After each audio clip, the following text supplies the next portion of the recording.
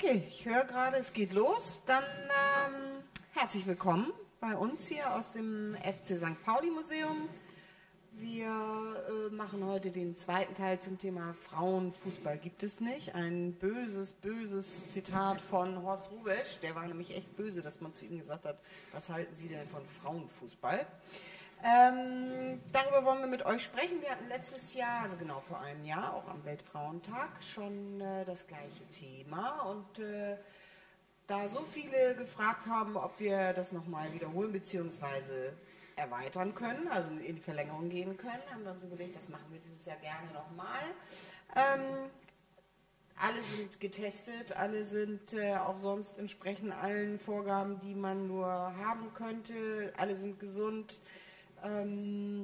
Ja, und ich würde sagen, wir stellen uns alle erstmal vor. Vielleicht magst du anfangen, Christiane.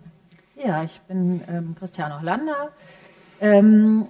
Ich war 8 Jahre in der Jugendleitung beim SC Sternschanze, habe da auch die Mädchenabteilung mit aufgebaut, war dann 8 Jahre im Vorstand beim SC Sternschanze und bin jetzt seit gut 4 Jahren im Präsidium vom FC St. Pauli. Ich spiele selber kein Fußball, aber ich gucke gerne Fußball. Alle Ligen übrigens. Soll ich weitermachen? Ja, ich bin Susan. Ich spiele jetzt seit fast 30 Jahren beim FC St. Pauli Fußball bei den Frauen. Ich habe in der Fußballabteilung für Frauen auch viele Jahre lang unterschiedlichste Ämter belegt.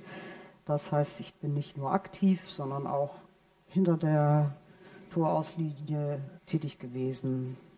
Habe ganz am Anfang im ersten Team und dann in den zweiten Teams. Mittlerweile spiele ich bei den alten Schachteln mit, habe also einen etwas größeren oder längeren Überblick über das Fußballspielen beim FC St. Pauli. Ja, moin, ich bin Nico. Meine Mitgliedschaft in diesem wunderbaren Verein wird in 1-2 Wochen am 17. März tatsächlich 25 Jahre alt und ich kann es mir gar nicht vorstellen, dass ich tatsächlich jetzt seit einem Vierteljahrhundert am Start bin. Habe auch alles Mögliche gemacht, also nicht nur gespielt, weil das kann ich eigentlich auch nicht besonders gut. War auch 1-2 Jahre in der Abteilungsleitung und habe auch morbide Strukturen des Vereins kennenlernen dürfen damals.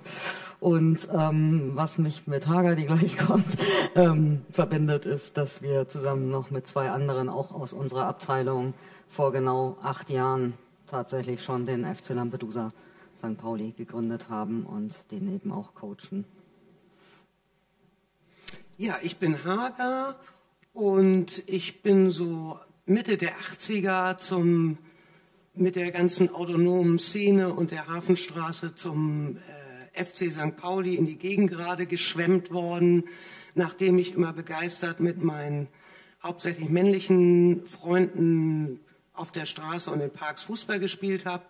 Und dann haben wir uns doch relativ zeitnah überlegt, auch selber spielen wäre doch auch ganz schön. Und unsere Kumpels sind dann immer da schön zu den 4. Herren eingesickert und wir spielen jetzt auch beim FC St. Pauli Fußball und dann wollten wir das auch.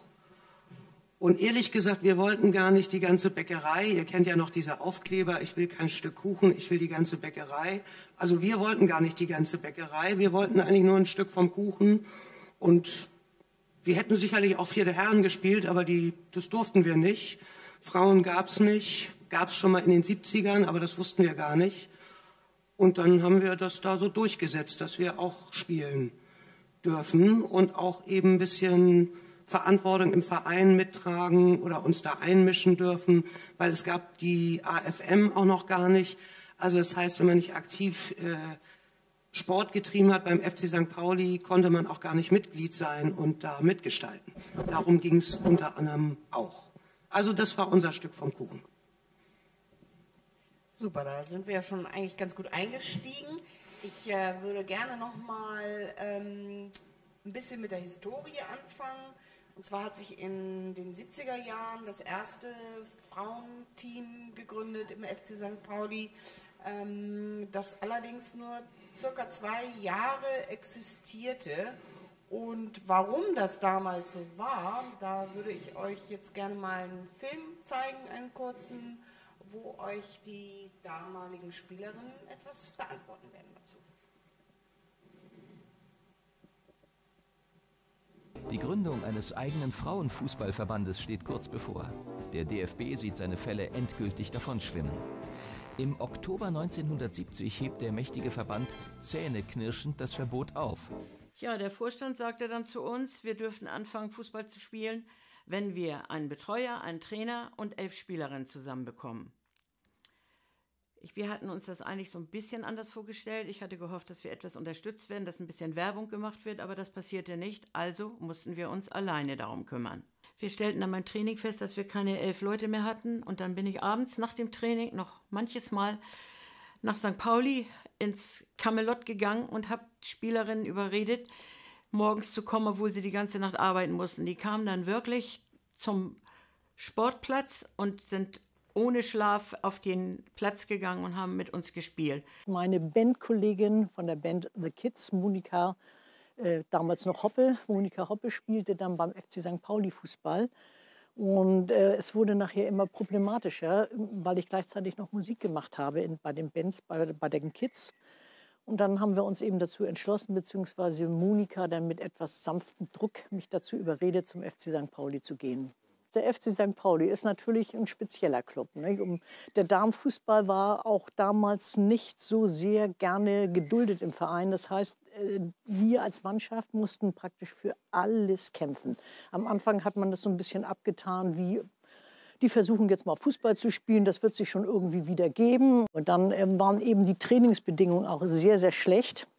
Wir haben damals trainieren müssen auf einem Platz, der, ja, also Grand war es nicht, er erinnerte so an so einen Bauschuttplatz, so der Nachkriegszeit. Ne? Also da hatte man uns dann abgeschoben, natürlich auch zu den schlechtesten Zeiten, immer da, wo die anderen dann nun beim besten Willen nicht mehr trainieren wollten. Da durften wir dann spielen, also wir mussten uns richtig durchfighten, um überhaupt dann da Fußball spielen zu können.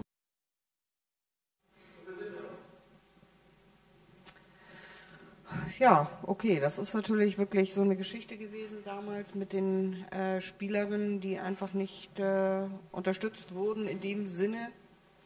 1990 gab es ja dann das nächste Frauenteam, beziehungsweise gründete sich das nächste Frauenteam.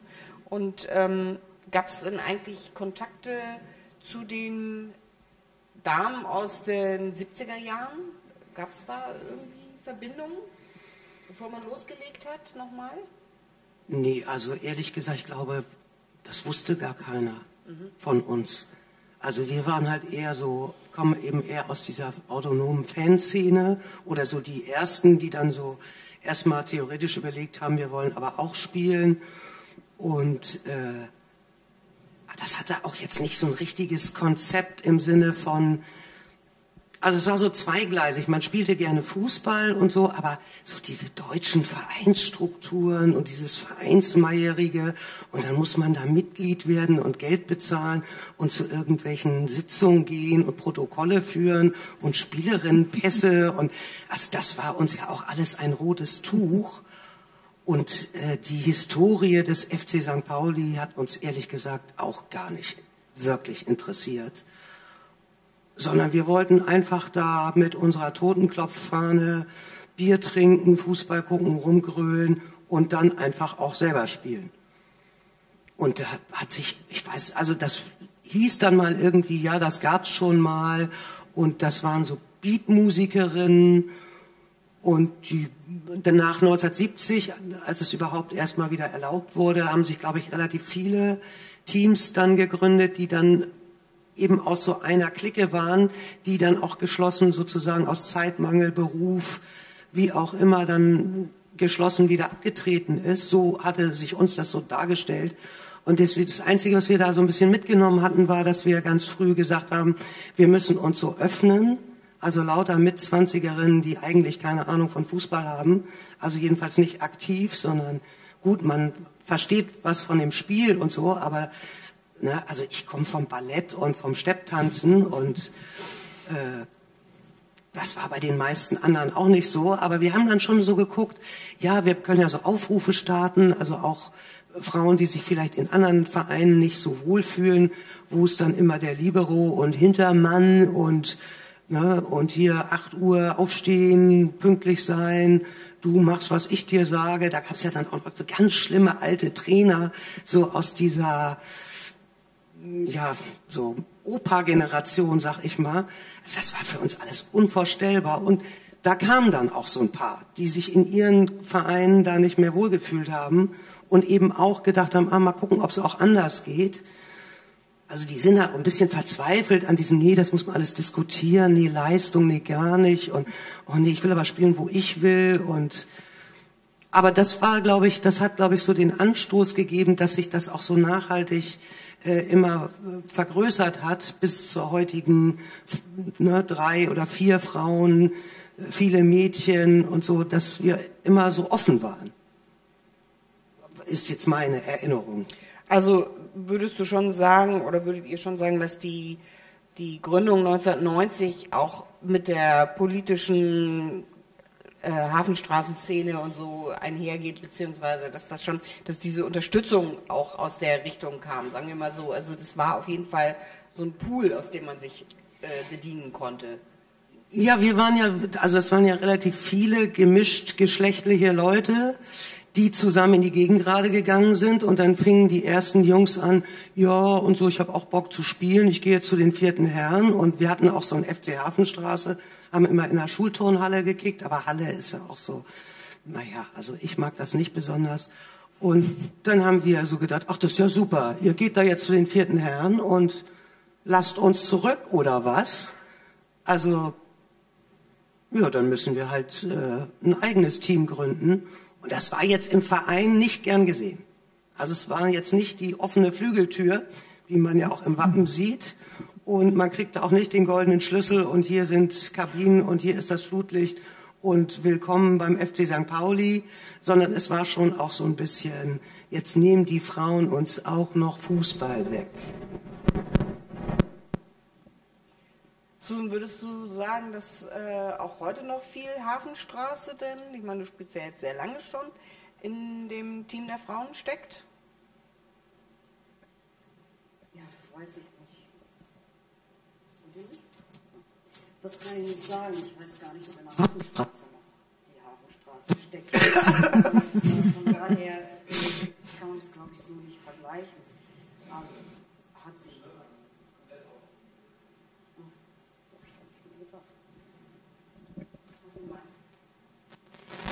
Ja, dann sag's nochmal. Also ich denke, dass was ist Hafenstraße heutzutage noch? Ist es das, was wir damals hatten? Also ich würde dem ehrlich gesagt widersprechen wollen. Dementsprechend haben wir das heute auch nicht mehr. Und im Großen und Ganzen hat sich da, glaube ich, doch sehr viel verändert. Wie überall in der Gesellschaft ist das bei uns auch so, dass sich Dinge verändern. Und das, was Hager gerade beschrieben hat, wir wollen einfach nur ein bisschen kicken und gebt uns doch hier diesen Ort und diesen Raum, dass wir das machen können, so wie es die ersten Jahre ganz lange so war. Da mussten wir aber auch sehr viel kämpfen, um das aufrecht zu erhalten, und das ist natürlich schon lange nicht mehr so. Also wir haben jetzt schon lange dort einen Ort, wir sind auch schon lange herzlich willkommen, aber es verändert sich natürlich auch in der gesamten Abteilung. Wir sind wesentlich größer geworden. Wir haben nicht mehr dieses eine Stammteam, was so besonders gewesen ist auch, sondern mehrere Frauenteams, mehrere Jugendteams. Damit hat sich doch sehr viel verändert. Und die Fanszene, muss ich sagen, also ich kann das natürlich immer nur aus meiner Perspektive damals sagen, gerade in den 90ern, Anfang der 90er und Ende der 90er und so weiter. Also wir fanden euch natürlich schon echt richtig cool. Ne?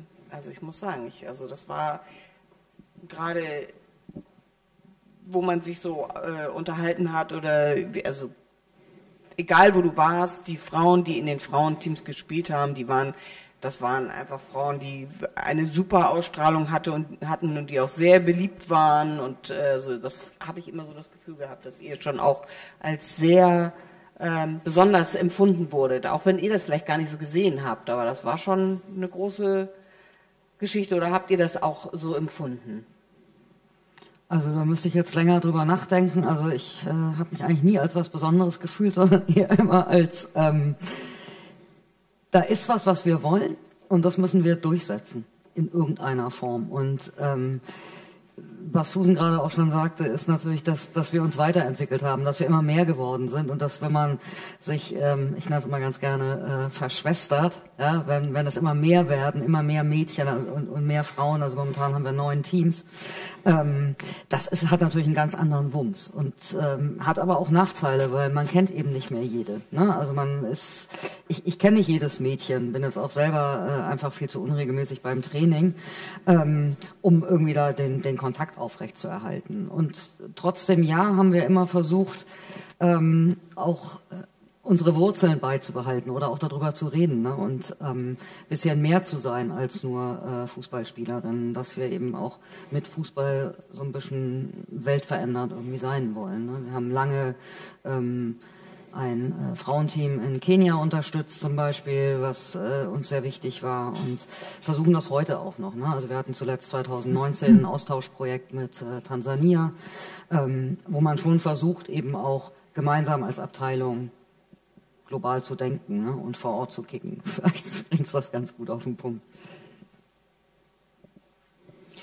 Aber es ist schon so, also wir, eigentlich ja alle 5, kennen uns durch den Fußball beim FC St. Pauli. Also spielen, gucken. Also es ist ja schon, das fand ich schon auch, also mir war das auf jeden Fall wichtig. Ich glaube, das ist auch ganz gut gelungen, von Anfang an zum Beispiel auch zu sagen, man muss das nicht können, man muss einfach nur Bock haben. Oder das auch nicht jetzt irgendwie so eine Studentin-Truppe und dann fremdelt man so mit anderen sozialen Klassen oder so, sondern also ich fand das gerade das Bereichernde, dass alle mitmachen konnten. Ne, egal, also es gab dann auch mal welche, die hatten kein Geld, dann haben die halt ein Jahr lang einfach auf einem fremden Spielerinnenpass gespielt, weil sie den Mitgliedsbeitrag nicht bezahlen konnten. Oder dann hatten wir mal ich glaube, sie war Au-pair-Mädchen und war dann einfach hier geblieben und das war dann auch okay und also, oder auch eben, ja, einfach, auch der Leistungsunterschied war ja gigantisch am Anfang. Das hat sich dann ja auch alles so ein bisschen eingepegelt. Aber ich habe mit knapp 25 angefangen, Fußball zu spielen. Also außer jetzt von der Straße. Ich kann halt alles umtreten, aber da gibt's ja auch keine roten Karten. Und ne, aber so.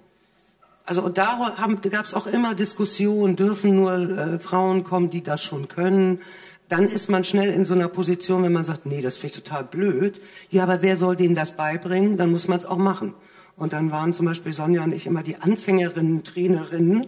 Und montags gab es immer Anfängerinnen-Training. Das ist ein Ball, das ist ein Spann, das ist das Tor.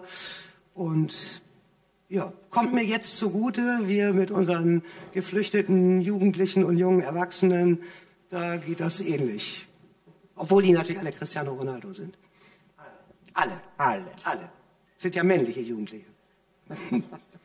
Vielleicht kann ich doch noch mal einwerfen, wir sind ja ganz feste Überzeugung gewesen, dass wir breitensportlich orientiert Fußball spielen wollen und dass das auch so bleiben soll. Und das hat sich einfach in den letzten Jahren herausgestellt, dass das Konzept nicht durchgängig aufrechtzuerhalten ist und haben dann ja mit einem Team angefangen, auch also Leistungssport kann man das, was wir angefangen haben, auch nicht nennen, aber eben mit mehr Leistung Fußball zu spielen. Und ich glaube, wir haben heute den Spagat, dass wir sowohl breitensportlich orientierend weiter Fußball spielen wollen in dieser Abteilung, aber auch den Leistungsgedanken vermehrt mit aufnehmen wollen.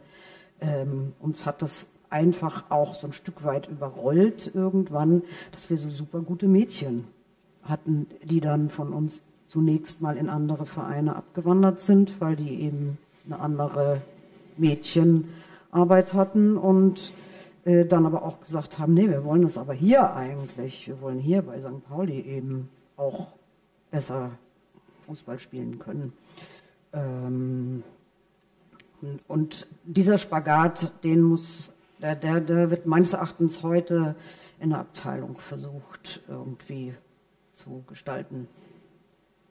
Wobei ich sagen muss, dass so dieser Spagat, den wir wirklich super gut hinbekommen haben, auch nur funktionieren konnte über die letzten 30 Jahre, also davor kann ich es nicht beurteilen, dadurch, dass wir unsere Autonomie gewahrt haben, dass wir wirklich bis zum heutigen Tag die Abteilung eigenständig entscheidet, in welche Richtung es geht. Und versucht wird, dass man auch wirklich, oder Frau in dem Fall, dass wir wirklich alle versuchen mitzunehmen und möglichst Fußball für alle zu ermöglichen, egal ob man jetzt professionell spielen möchte oder eben auch einfach ein Breitensport, 12-jähriges Mädchen ist. So, ne? Ja, und das ist ja auch im Grunde genommen der entscheidende Punkt. Ne? Wir haben autonome Amateurinnenabteilungen und das muss auch respektiert werden. Ich finde, dass wir Respekt davor haben müssen, wie die Abteilungen sich organisieren und was sie wollen. Also wenn jetzt zum Beispiel von außen kommt, ach, warum macht jetzt der FC St. Pauli nicht ein Bundesliga-Team ab?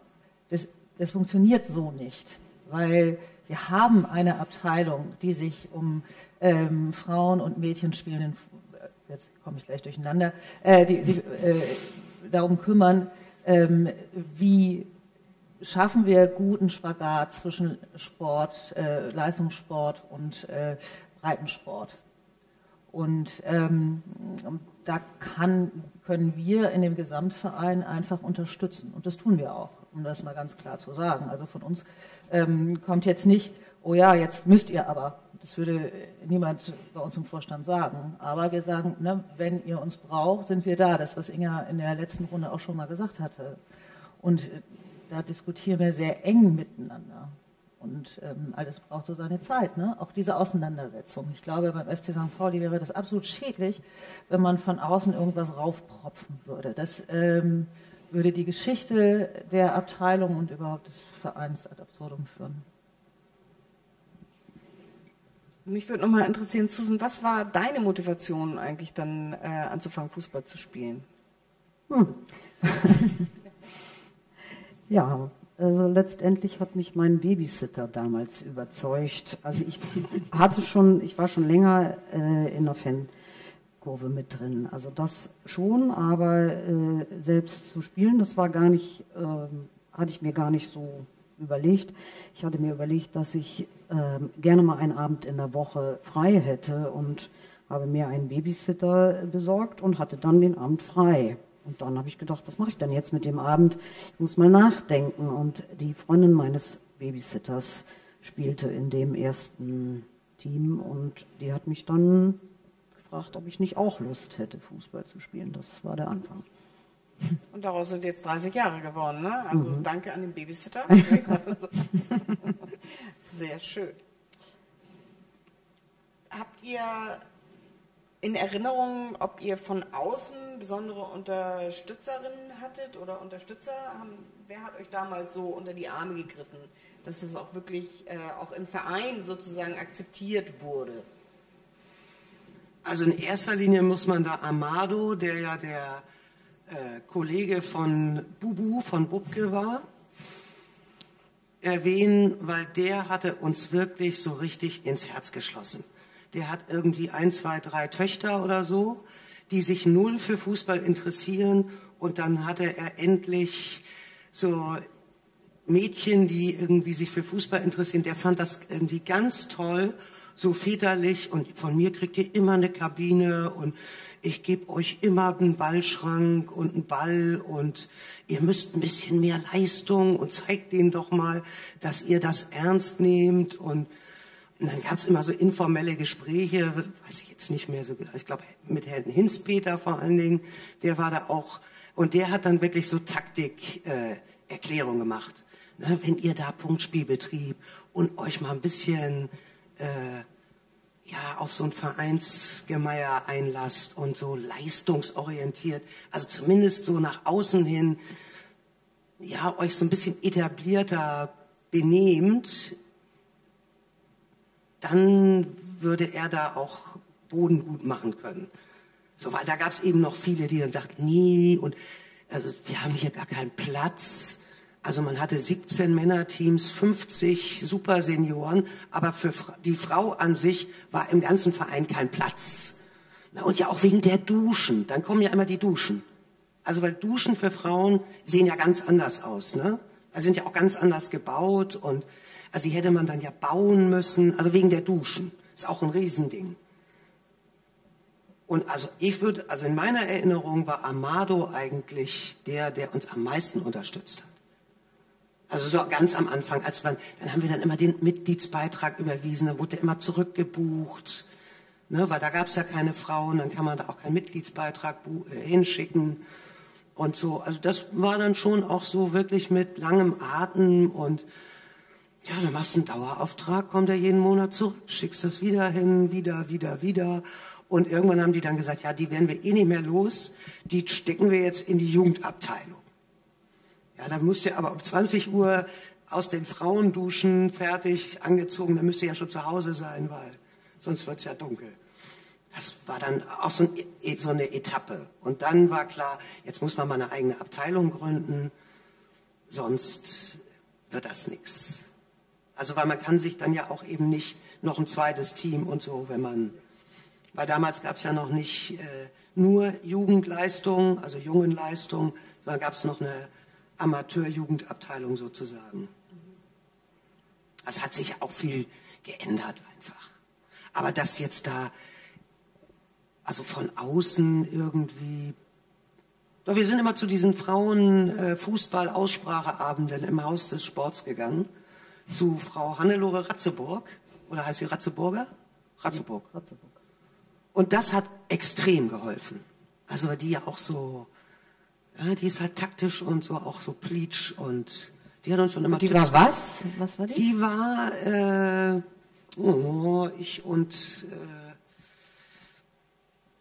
Frauen- und Mädchenfußballbeauftragte des Hamburger Fußballverbandes. Die ist ja mittlerweile immer noch im DFB. Ja. Bis übermorgen. Die geht übermorgen in Rente. Wir müssen ihr wirklich danken.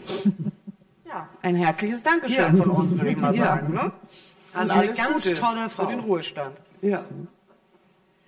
Siehst du das auch so, Susan, dass sich da so viel verändert hat und jetzt auch eine bessere Unterstützung da ist? Oder gibt es immer noch Schwierigkeiten, die ihr aus der Zeit habt, die ihr jetzt mit euch tragt? Nein, es ist wirklich eine sehr, sehr große Veränderung, was das angeht, eingetreten.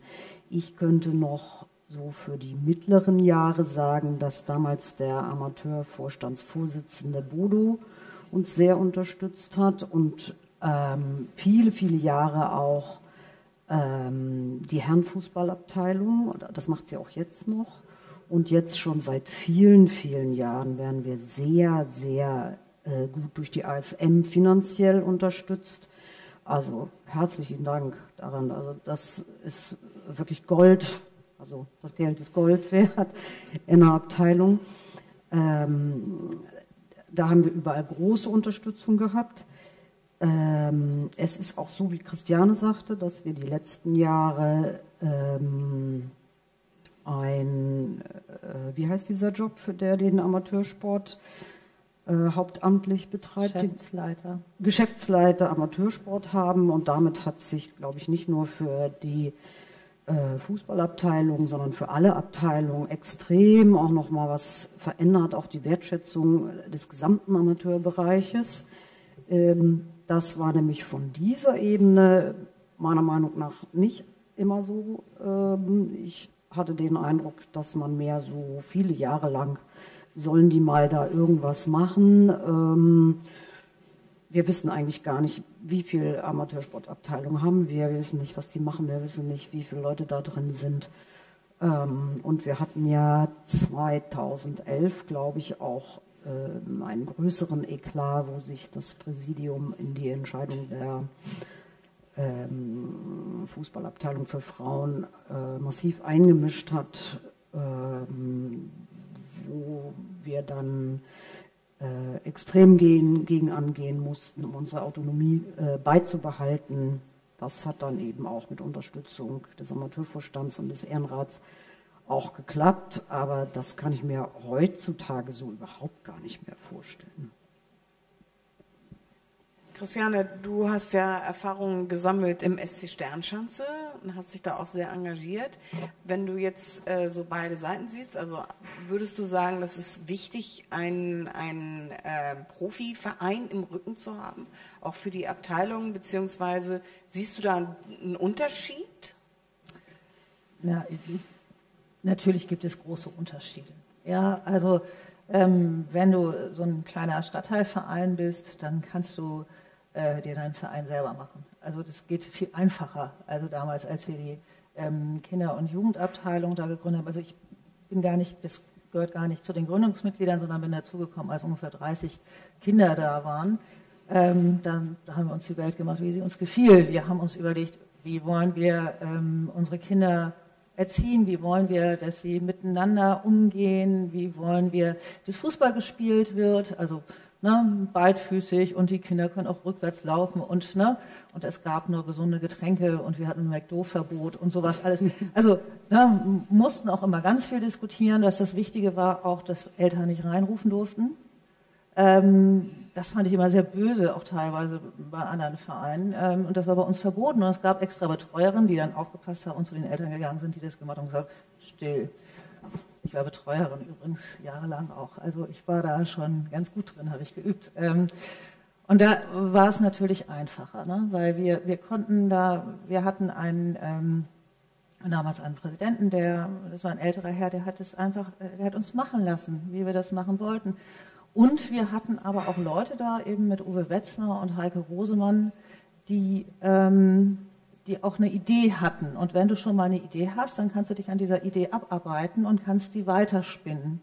Und das haben wir gemacht. Und es war bei uns zum Beispiel zeitweise so damals, als ich im Vorstand war, dass da mehr Frauen im Vorstand waren als Männer, obwohl prozentual genauso viele Frauen dort Fußball gespielt haben wie beim FC St. Pauli. Also das war schon so eine kleine Oase und in dieser Oase kann man natürlich auch einiges entwickeln.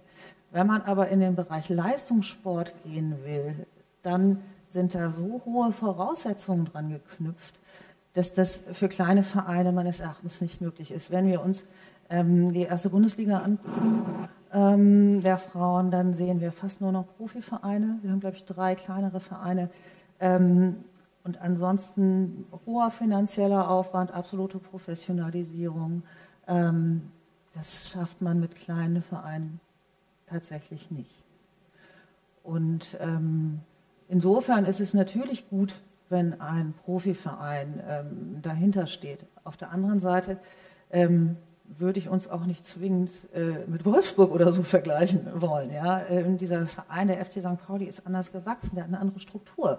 Wir sind ein mitgliedergeführter Verein und wir haben Werte und diese Werte sind auch dort einzuhalten. Ja? Und dazu gehört eben auch, dass wir das gemeinsam entwickeln und federführend ist eben die Abteilung Fußball, Mädchen und Frauen. Und das ist ganz klar. Und diese Respektlosigkeit, die ich wahrnehme im Profifußball, die wollen wir hier nicht leben, um das mal ganz klar zu sagen. Wenn man sich anguckt, welche Vereine vor 10 Jahren in der ersten Bundesliga, da hieß sie ja noch erste Bundesliga, jetzt heißt sie ja... Heißt sie gar nicht mehr erste Bundesliga? Nee, die heißt jetzt Flyer Alarm Bundesliga. Ja, das habe ich gelesen, das wollte ich nicht sagen. Aber wenn man sich anguckt, welche Vereine vor 10 Jahren in der ersten Bundesliga waren, da sind das noch relativ viele Vereine gewesen, die vor ihrem nicht FC oder TSV oder so hatten, vor ihrem Vereinsnamen, sondern tatsächlich FFC irgendwas, also Frauenfußball hießen die damals noch, also extra gegründete Frauenfußballvereine, die sind heutzutage alle nicht mehr in der ersten oder zweiten Bundesliga zu finden. Die sind mit dem Ja, die sind einfach rausgedrängt worden durch die Vereine der männlichen ersten und zweiten Bundesliga, weil es irgendwann eine Statute gab des DFB, dass alle Bundesliga-Vereine auch ein Frauenfußballteam haben mussten. Das hatten wir beim FC St. Pauli, andere sind danach gezogen. Andere hatten das natürlich vorher auch schon, aber der FC Bayern, der heute ganz alleine mit Wolfsburg da oben momentan ist, der war vor 10 Jahren auch nur so, dümpelte auch so in der Mitte bis zum Ende der ersten Bundesliga dahin. Und also wie gesagt, diese ganzen kleineren Vereine, deren Namen wir heutzutage alle gar nicht mehr kennen, die sind nicht mehr, die sind in andere Ligen gedrängt worden, wenn es sie denn noch gibt. Oder FSC Frankfurt, die sind komplett zu Eintracht gewechselt. Ah, okay. Also interessant fand ich auch in dem Zusammenhang letzten Sommer, als Borussia Dortmund überlegt hat, sie würden gerne Frauen auch Fußball spielen lassen. Und die wollten das wirklich. Also der Verein, das Präsidium, das BVB wollte Frauen, also Fußball von Frauen installieren im eigenen Club und waren sich total unsicher, wie sie denn anfangen. Ob sie jetzt anfangen mit kleinen Mädchen und dann wachsen die und irgendwann spielen sie dann Bundesliga oder ob sie jetzt, weil Geld ist ja da, ne? Ob sie was casten. Ob sie jetzt irgendwie sozusagen sich das Bundesliga-Team zusammenschrauben. Und ich war aber auf so einem Fußballkongress, das war total interessant und die Verantwortliche vom BVB saß da völlig verzweifelt und suchte Ansprechpartnerinnen mit, wie sie es denn jetzt am besten machen, ob es Erfahrungswerte gibt. Und die gab es einfach irgendwie nicht.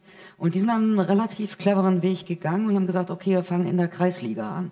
Na, dann können wir nämlich sozusagen ein gesundes Team erstmal installieren und dann versuchen wir den Unterbau nachzuziehen, indem wir dann Mädchenteams auch gründen und dann wollen wir aber dann auch aufsteigen und das muss dann auch professionell wieder wachsen. Also das fand ich ziemlich clever und muss man beobachten, ne? In welche Richtung sich das jetzt entwickelt. Aber ich fand das sehr spannend, was sich da so tut. Ich höre gerade, wir haben schon Zuschauerfragen und da möchten wir natürlich gerne welche von beantworten. Selina wird uns die jetzt stellen. Genau, und zwar haben wir eine Frage aus dem Publikum zu der Thematik, dass vom Verein in die Abteilungsentscheidungen reingeredet wurde. Würde der Zuschauer oder die Zuschauerin gerne erfahren, wie sah das konkret aus, was für Entscheidungen betraf das zum Beispiel? Ja, das kann ich beantworten. Das war die Entscheidung zur Meldung von Teams beim Hamburger Fußballverband. Das machen üblicherweise die Abteilungsverleitungen der jeweiligen Vereine oder der Abteilung melden die Teams beim Hamburger Fußballverband in bestimmte Ligen. Wir hatten hier damals ein A-Mädchen-Team, das wir auch gerne behalten wollten als A-Mädchen und nicht als Frauenteam, weil wir den Wechsel von B-Mädchen zu den Frauenteams als für einen zu großen Schritt erachteten, wollten wir sie gerne in dem A-Mädchen-Team behalten. Das wollte aber der damalige Trainer nicht und hat sich dann ans Präsidium gewandt und das Präsidium hat dann dieses Team anders gemeldet. Über die Abteilung, den Kopf der Frauen- und Mädchen. Genau, Abteilung über den Kopf der Abteilungsleitung hinweg. Wir haben dann, als wir das melden wollten, das einfach gesehen, dass da schon was passiert ist. Na, da war was los. Von einer anderen Abteilung wurde das ja gemeldet. Von einer anderen Abteilung Ja. wurde das ja, von der Rugby-Abteilung wurde es dann angemeldet, kann man jetzt auch ganz offen sagen. Das war ja wirklich krass. Ja, es ist aber trotzdem übers Präsidium gegangen. Ja. Und was ist dann passiert? Das haben wir uns natürlich nicht gefallen lassen damals. Wir haben dann, wie gesagt, den Ehrenrat angerufen, den Amateurvorstand angerufen. Wir haben viele Gespräche geführt natürlich, bis das wieder zurückgenommen worden ist. Und dann wurde es zurückgezogen. Ich meine, wahrscheinlich werden sich auch einige unserer Zuschauer fragen, warum wir das Wort Frauenfußball alle gar nicht so witzig finden oder auch nicht gut finden, dass es dieses Wort gibt. Aber das könnt ihr vielleicht auch noch mal sagen, wie eure Idee dazu ist. Also die Wikipedia-Definition ist, dass Frauenfußball gespielt wird von einer Mannschaft bestehend aus 11 Frauen. Das ist die Definition von Wikipedia und man kann das ja, glaube ich, auch beeinflussen. Das wäre eins meiner Ziele, dass da irgendwann mal was anderes steht, weil wir spielen alle Fußball. Wikipedia kann, glaube ich, jeder was veröffentlichen, ne? Irgendwie ja, also das ist vielleicht auch nochmal ein kleiner... Schöne Idee vielleicht. Kleine Hausaufgabe. Dass wir da alle mal so dran drehen, die das richtig finden. Ja, ich finde vor allen Dingen, also am Anfang war das ja ausschließlich negativ besetzter Begriff. Ne? Also am Anfang hieß es ja Damen, also am Anfang unserer Generation, sage ich jetzt mal so, hieß es ja Damenfußball. Ne? Und dann wurde es ja 1955 verboten. Das Verbot wurde ja im Dezember 1970 erst wieder aufgehoben. Und dann hieß, also das fing ja an mit, dann kann man keine Kinder mehr, also das ist nichts für Damen, dann können die auch keine Kinder mehr kriegen. Das sind doch Amazonen, Vermännlichung, Mannsweiber und so dieses Ganze, wenn man sich so, ich habe mir jetzt auch nochmal so alte Sportschau-Schnipsel angeguckt und so mit Decken, aber nicht den Tisch. Und dann wurde da nur so, ja, was ist doch egal, wenn die sich dreckig machen, die waschen ihre Trikots ja selber. Und also dieses Ganze, das findet man heute total witzig, aber eigentlich ist das natürlich total chauvinistisch und also, dass Frauen überhaupt in der Öffentlichkeit Fußball gespielt haben, also bis hin zu dem Wunder von Taiwan, wo die dann da aus Gladbach dahin geflogen sind. Also, was die für Hohn und Spott über sich ergehen lassen mussten, also dann privat, im Umfeld, im Beruf, beim Spiel und so. Also es war ja so eine Mischung aus Schlammcatchen, also war von der Wahrnehmung der Zuschauer, da ging man so hin wie zum Zirkus oder eben zum Schlammcatchen. Also da muss ich auch sagen, Hut ab, dass man das durchsteht und dann sagt, ist mir scheißegal, ich will Fußball spielen, sollen die sich doch da lustig machen. Aber dann wurde es halt nur negativ dann so dargestellt, so ja, der Frauenfußball. Dann wurde das erlaubt mit, ja, aber nur im Sommer, nur 40 Minuten und mit einem Ball, der nicht so schwer ist, weil das ist ja, sonst geht ja der Frauenfuß kaputt oder ich habe keine Ahnung.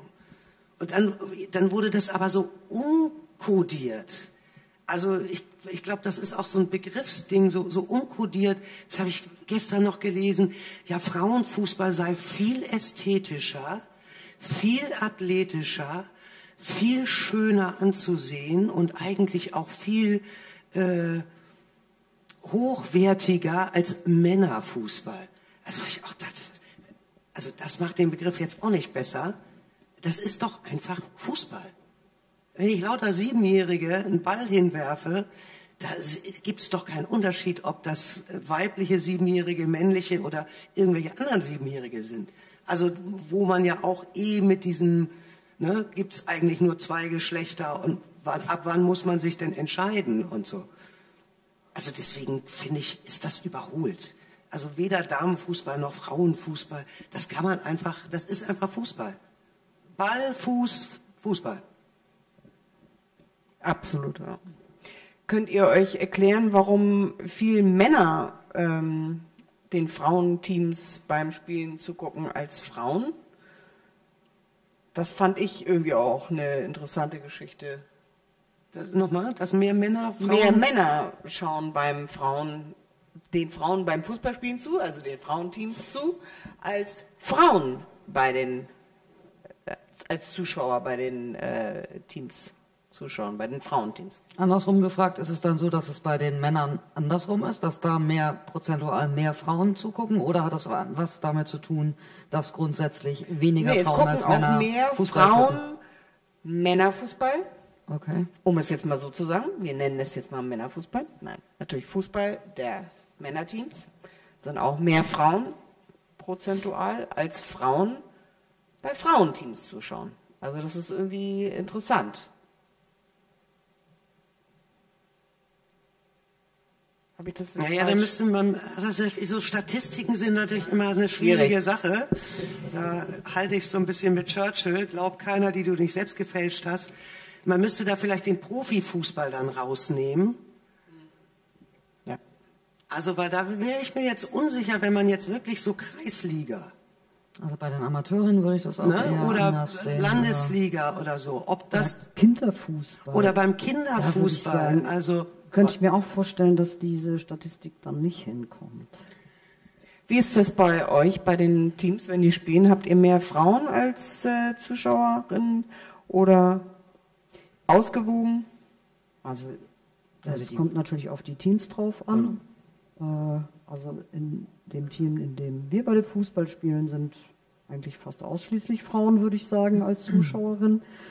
Da haben auch mal viele Hunde, viele Kinder. Ja, genau. In den Kinderteams weiß ich nicht, wie es jetzt genau ist, aber zu der Zeit, als ich dann noch mehr Einblick hatte, also bis 2016, hätte ich gesagt, gab es gar keine Zuschauer. So im Regionalliga-Team, also die ja wirklich die höchsten Zuschauerinnenzahlen haben, kann man glaube ich sagen. Da würde ich sagen, ist die Quote gefühlt mein Fanblick, so wie im Stadion, würde ich sagen. Das würde ich auch sagen. Also 70% Männer, 30% Frauen ungefähr, oder was? Erkennbare. Eher 40, 60. Ne? Ja, 40, 60 würde ich auch sagen. Ja, sind auf jeden Fall. Ich finde die Frage ein bisschen komisch. Also, weil ich finde auch, dass es drauf ankommt. Ja, sprachen von dem SC Sternschanze. Da ist es eben so, weil der Platz schön ist, das Drumherum ist schön. Ein Team spielt und bleibt sitzen, ja, und trinkt was und guckt sich das nächste Spiel an. Und so schafft man das einfach auch, dass mehr Zuschauerinnen und Zuschauer dabei sind bei den Spielen und auch, dass es einfach eine gute Verbindung gibt. Ja, dass die einen gucken dann bei dem Frauenteam zu, die Frauen gucken dann bei den Herrenteams zu und so weiter. Da finde ich, da kann man keine allgemeine Aussage machen. Manchmal ist es einfach auch so, wenn man nicht weiß, wohin, dann geht man auf den Fußballplatz und guckt. Ich fand es beim letzten Auswärtsspiel des FC St. Pauli ganz interessant. Ich habe das mit ein paar Leuten am Knus geguckt, dass dann tatsächlich zur zweiten Halbzeit ein paar Typen kamen, die unserem Regionalliga-Team zugeguckt haben und dafür das Profispiel haben Spiel sein lassen. So, saßen bestimmt mit dem Ticker da, aber egal. Das fand ich irgendwie ganz lustig. Also, ja, die dann gesagt haben, nee, das finden wir jetzt irgendwie cooler, ein Live-Spiel zu sehen, als mich von irgendeinem so Fernseher beschallen zu lassen. Ne? Ja, die Doppelansetzungen sind teilweise auch wirklich ärgerlich.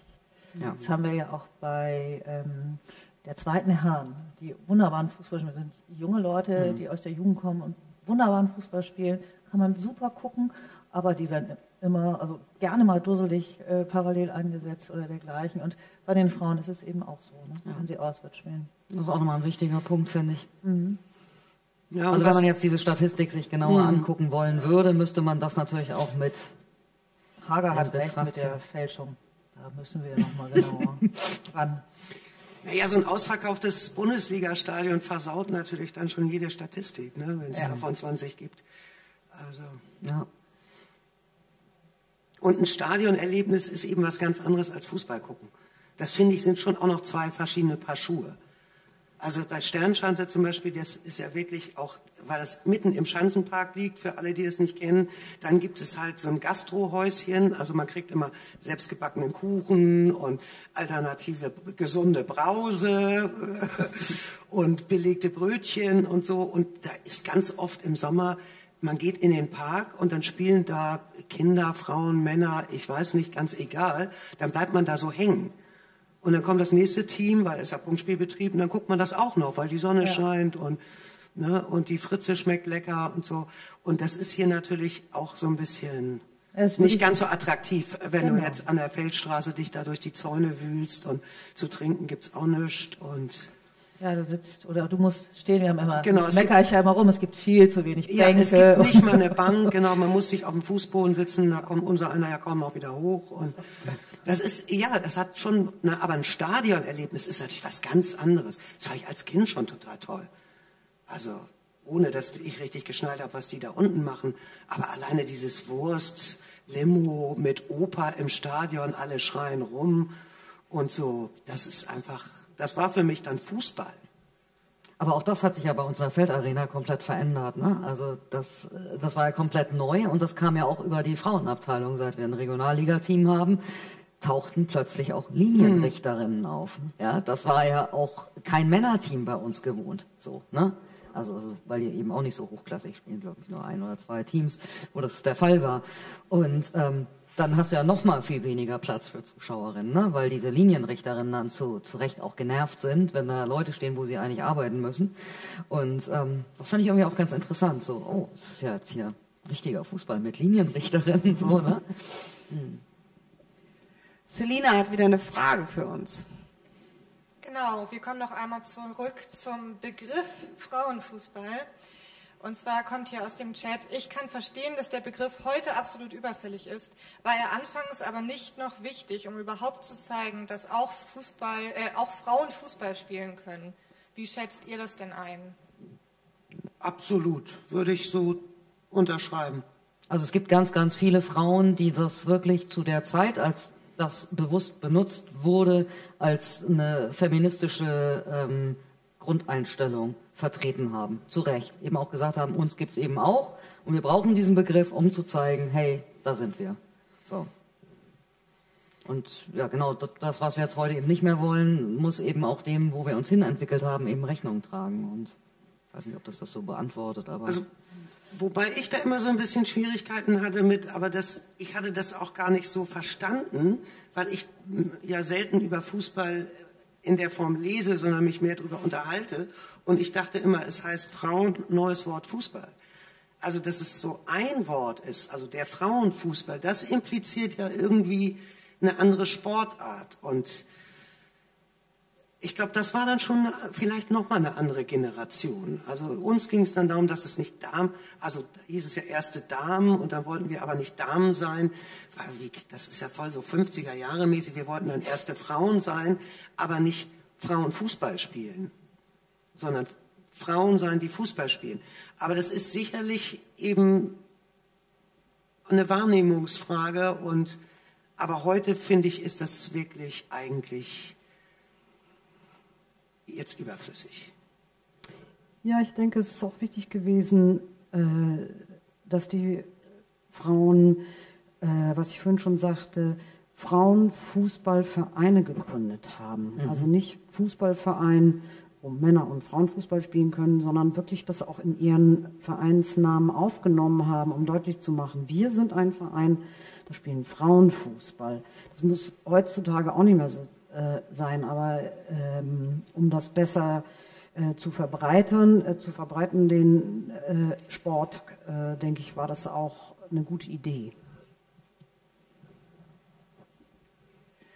Was denkt ihr denn, was müsste sich in Zukunft zum gleichberechtigten Zugang zum Fußball für Frauen auch in der Außendarstellung ändern? Ich glaube, wir müssten einfach wieder zurück zum Fußball. Und zwar, wo es gar nicht mehr um Geschlechter geht. Wo es einfach um Fußball für alle geht. Und egal, ob ich mich jetzt eher Male oder Female fühle, dass für mich beides möglich ist. Und klar, wir werden immer, wenn eine WM 100-Meter-Lauf stattfinden wird, ja, wird es so sein, dass die Frau langsamer ist als der Typ. Das ist einfach körperlich so. Das ist aber auch der einzige Unterschied. Der einzige Unterschied.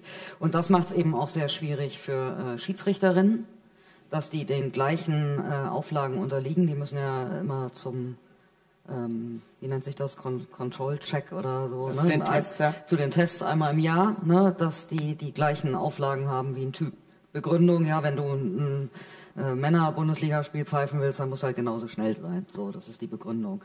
Aber in meiner Welt wäre es auch möglich, ich kenne nur einen Schiri im Rollstuhl bei Sternschanze, dass sowas auch möglich ist. Und da möchte ich dann eigentlich auch gar nicht mehr, dass die Geschwindigkeit sozusagen der Maßstab ist, sondern dass ich auf Ballhöhe bin, egal wie ich da hinkomme. Ne? Wenn er das mit dem Elektrorolli schafft, ist doch super. Also das ist halt auch die Idee. Also wie können wir alle selber den Umgang damit auch verändern? Ne? Fällt euch da noch irgendwas ein, was auch jetzt von uns so als Tipp, als Anregung gegeben werden kann? Also dann so ein bisschen, wie sieht der Fußball von morgen aus, der geschlechterübergreifend, divers sein inklusiver könnte? Einfach. Ja, glaube ich auch. Also viel inklusiver in allen Bereichen. Ja, also das fängt schon auch damit an, also wir sind ja 2 der 4 Trainerinnen von den geflüchteten Jugendlichen und jungen Erwachsenen. Und wenn die so ein bisschen länger hier sind, dann versuchen wir die natürlich auch, wenn die das gerne möchten, da mal Kontakte zu regulären Teams mit Punktspielbetrieb aufzunehmen, weil wir machen ja nur Freundschaftsspiele und Turniere, weil die aus unterschiedlichen Jahrgängen sind und dann dürften die ja im Jugendbereich gar nicht zusammen Fußball spielen. Also der eine sagt, er ist 16, ist aber erst 15 und Keks, der nächste ist aber schon 21, dann ist einer 17, einer 19, dann bräuchte man ja 8 Teams. Finde ich zum Beispiel auch irgendwie, weißt du, der eine ist noch so klein, der andere ist so groß, aber der Kleine ist 3-mal so alt wie der Große. Also das sind ja alles so Vorgeben. Klar muss man irgendwie, hat sich da irgendjemand mal was bei gedacht, aber das ist ja nicht, muss es in Stein gemeißelt sein. Und dann versuchen wir, die da irgendwo unterzubringen, dann stehen die 3 Wochen später wieder auf dem Platz und sagen, ja, da sollte man sich irgendwo treffen, ich habe das nicht verstanden und ich habe auch keine Schuhe und auch kein Elterntaxi, also das sage ich jetzt und nicht die. Aber also wozu muss man irgendwie Deutsch können, wozu muss man sich in seinem Geschlecht äußern, ich bin ein Mädchen, ich bin ein Junge und das mit 5 Jahren, also ne, braucht man, ja wie gesagt, muss man immer körperlich absolut super fit sein. Also es muss ja nicht jeder Cristiano Ronaldo werden oder Martha. Man kann ja auch einfach Spaß am Fußball haben. Und da finde ich, ist es alles zu eng in die Korsetts gepresst. Das müsste man mal ein bisschen auflockern. Vielleicht spielen wir sogar in dem inklusivsten Team, wo wir Mitspielerinnen haben, die unsere Töchter sein könnten, obwohl es doch die Ü35 ist. Ja, eine Ü30 kommt ja auch jedes Jahr nicht zustande, weil es dann immer zu wenig Teams sind. Und ja, geschweige denn, ne, im Herrenbereich gibt es ja Senioren und Supersenioren und so weiter. Und bei den Frauen kommt weder eine Ü30 noch eine Ü60, wie wir es jetzt demnächst anstreben. Also auch das geht leider nicht. Aber ich könnte mir vorstellen, dass so ein inklusives Fußballteam eben auch, zum Beispiel wie jetzt Frauen in jedem Bundesliga-Club Pflicht sind, eben auch ein inklusives Fußballteam in jedem Bundesliga-Club doch zur Auflage werden könnte. Irgendwie sowas. Also eine Anregung in diese Richtung müsste man mal genauer überlegen. Aber so würde ich mir das vielleicht wünschen, dass da so ein Einstieg beginnen könnte. Ich glaube, das ist ein eigenen Ligabetrieb. Ja. Ich glaube auch, dass das, was vorhin gesagt wurde, dass einfach auch ein ganz konsequentes Vorleben, dass das auch viele Möglichkeiten bietet. Wie ihr vorhin gesagt habt, der Junge im Rollstuhl, der Schiedsrichter ist, oder der Trainer im Rollstuhl, der Schiedsrichter ist. Die Kinder nehmen das gar nicht wahr. Das ist vielleicht etwas Besonderes. Und genau das ist es auch nicht, weil das sollte eigentlich normal sein. Und das, wenn man das also wirklich so vorlebt. Ich weiß noch, dass wir einmal ein Turnier hatten, wo ich Mädchen eingeladen hatte vom Land. Da haben sich so 4 Dörfer zusammen, also wirklich richtig plattes Land, 4 Dörfer zusammen, wunderbare Mädels, die Fußball gespielt haben, kamen dann so in die Stadt und stiegen erst am Eisbahnhof Sternschanze aus, da saßen Punker, da waren sie schon völlig fertig. Und dann auch noch auf diesen Kunstrasen, das kannten sie nicht und sie haben das total genossen. Also man muss dazu sagen, als unsere Kinder dann aber da aufs flache Land gekommen sind und den ganzen Rasen gesehen haben und die Kühe gesehen haben, haben sie genauso reagiert und konnten das gar nicht fassen. Das kannten sie gar nicht. Nee, und so viel Platz und so viel, wenn man da nicht, dann geht man in die Halle. Nein, das gibt's ja gar nicht. Also, ne, und da war eine Schiedsrichterin, Lina war da Schiedsrichterin. Und das fanden die Mädchen vom Land so toll, dass sie alle gesagt haben, das machen wir jetzt auch. Und das fand ich so bemerkenswert, so dieses, ne, wir leben was vor und damit verändern wir schon mal so eine Kleinigkeit. Wir können immer gucken, was ist eigentlich unser Ziel, wo wollen wir hin? Und ähnlich wie du, Nico, denke ich auch, so, wenn wir Fußball mal divers begreifen könnten und nicht mehr darüber reden müssten, Frauen, Männer divers, reden wir ja kaum noch drüber, also ne, ist ja irgendwie ganz weg. Wenn wir sagen, das ist tatsächlich unser Ziel, dann müssen wir gucken, wo fangen wir dann an? Und ich glaube, dass wir mit diesen kleinen Schritten, mit dem Vorleben, ne, neue Wege gehen, überlegen, wie kann man was machen, dass wir da erstmal ansetzen sollten. Wie sieht es denn aus? Es ist ja immer noch so, dass Mädchen ab einem gewissen Alter nicht mehr zusammen mit den Jungs in den Teams spielen. Wie steht ihr denn dazu? Naja, das ist ja auch schon beim FC St. Pauli ja sowieso gar nicht. Nee. Da gibt es ja keine Amateurjungs, die mit den Amateurmädchen zusammen in einem Team spielen. Weil das alles übers NLZ läuft, ja. Läuft, ja. Ja, so ist das. Ansonsten ist es, finde ich das auch überhaupt nicht nachvollziehbar, warum Mädchen und Jungs nicht zusammen Fußball spielen sollten. Also sie tun es ja, ne? Bis zur B-Jugend, glaube ich, dürfen sie. Mhm. Ja. Wir haben das damals so gemacht, als wir die Mädchenabteilung dort aufgemacht haben, dass wir schon gesagt haben, wir machen das, damit die Mädchen einfach auch wissen, also wenn sie eine Scheu haben, mit Jungs Fußball zu spielen, dann können sie auch unter sich spielen. Wir wollen ihnen einfach die Möglichkeit geben. Aber es gab natürlich auch Mädchen, die gesagt haben, nee, das wollen wir aber gar nicht, wir wollen mit den Jungs zusammenspielen. Und das war das, was hier vorhin auch gesagt wurde, einfach die Möglichkeit zu haben. Ne? Die Möglichkeit zu haben, so zu spielen, wie Kinder das möchten, wie die Kinder das mögen oder Jugendliche. Das, warum muss es da eine Regel geben? Und warum muss es jetzt die Regelung gegen B-Jugend, ne? Geht es dann gar nicht mehr? In Holland, da sprachen wir gerade drüber, hat es ja jetzt eine Änderung gegeben, dass Frauen eben oder junge Frauen eben auch mit den Männern weiterhin zusammen Fußball spielen können. Und da müssen wir mal gucken, wie sich das entwickelt. Das ist hier ohnehin so ein anderes Thema, das wir hatten. Warum gibt es bei uns keine A-Jugendspielerin, keine Spiele, die eingesetzt werden? Du gehst von der B-Jugend direkt in die Frauenabteilung. Viele Mädchen scheuen das, weil das einfach, ne, was ihr vorhin sagte, so mit 16, 17 und dann auf einmal mit Mitte 20, Ende 20-Jährigen zu spielen, das ist erstmal ein ganz schön großer Schritt. Und es gibt kein so langsames Eingewöhnen in diese Erwachsenenphasen. Es ist, glaube ich, sogar andersrum, zumindest habe ich das erlebt, dass leistungsstarke Mädchen, die beim Hamburger Fußballverband gefördert werden, aufgefordert werden, im Jungsteam zu spielen, weil sie nämlich dann besser werden, wenn sie nicht in Mädchenteams spielen. Die müssen sich dann ein Jungsteam suchen, wo sie mitspielen dürfen. Sogar diese Möglichkeit besteht. Ich weiß, eines unserer Mädchen hat beim NLZ mitgespielt, beziehungsweise mittrainiert.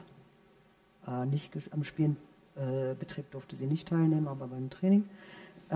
Aber ich weiß auch, dass ein anderes leistungsstarkes Mädchen beim FC St. Pauli Mädchenfußball mitgespielt hat und in einem anderen Verein bei den Jungs mitgespielt hat. Okay. Selina, du hast wieder eine Frage für uns. Ja, ich habe sogar zwei, die jetzt sehr gut zu dem Thema passen und die uns über Social Media erreicht haben. Genau, das erste, gibt es konkrete Bestrebungen, zum Beispiel beim FC St. Pauli in die Richtung geschlechterübergreifender Teams? Und dann die Frage, die dazu auch ganz gut passt direkt, könnt ihr euch vorstellen, dass es auch in der Bundesliga irgendwann mal keine Geschlechtertrennung mehr gibt? Interessante Fragen, ja. Beim DFB, also mit dem DFB, den wir zurzeit haben, kann ich mir das überhaupt gar nicht vorstellen. Also ein ganz klares Nein kann ich mir überhaupt nicht vorstellen. Da bin ich sehr, sehr pessimistisch. Wir gucken mal, wer so gewählt wird. Nee. Die Hoffnung stirbt zuletzt. Also ich glaube, das muss man auch alles selber machen. Ja. Wie alles. Und irgendwo müssen wir halt mal anfangen. Ein Anfang ist es vielleicht hier, dass wir drüber reden, dass uns solche Fragen erreichen. Ich glaube, man muss wenn man offen ist, eben auch über den Tellerrand gucken, was wir jetzt tun mit den Niederlanden. Das finde ich sehr spannend, die jetzt, wie gesagt, die erste Saison so spielen. Mal gucken, was man davon lernen kann.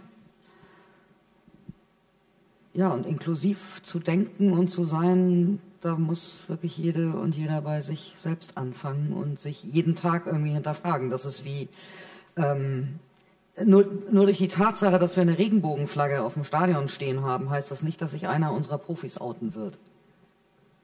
Ja, weil die sind genauso in diesem Dilemma verfangen. So, und ich glaube, da ist noch richtig viel zu tun. Und Werte sind schön und ich glaube, wir haben sehr schöne Werte, ich sag mal auf dem Zettel, ne? Aber die mit Leben zu füllen, das ist doch die eigentliche Kernarbeit. Die kann viel Spaß machen, viel Nerven kosten, aber am Ende des Tages, wenn ich so zurückgucke, passiert ja auch immer irgendwie was. Also es ist jetzt nicht schlimmer geworden bei uns. Ja, ich kann mir das schon vorstellen.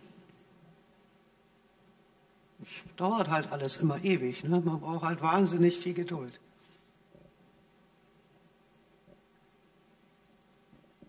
Ja, und das braucht definitiv auch engagierte, mutige Menschen, die sowas einfach mal starten, vielleicht wie ihr die Abteilung, beziehungsweise wie ihr das Fußballspiel der Frauen damals gestartet habt und die einfach sagen, wir wollen das frei machen, wo auch immer, ne? Ja, man muss halt durchhalten. Das ist immer, man braucht so viel Geduld. Das ist problematisch, aber das brauchten wir auch, als wir angefangen haben, hier Fußball zu spielen. Wahnsinnig viel Geduld. Ja. Wir mussten unglaublich viel miteinander diskutieren und streiten und auch das aushalten. Ja, also allein die Baumwoll-Trikot-Diskussion. Das können wir. Ihr hattet eine Baumwoll-Trikot. Wir hatten eine lange, monatelange Baumwoll-Trikot-Diskussion.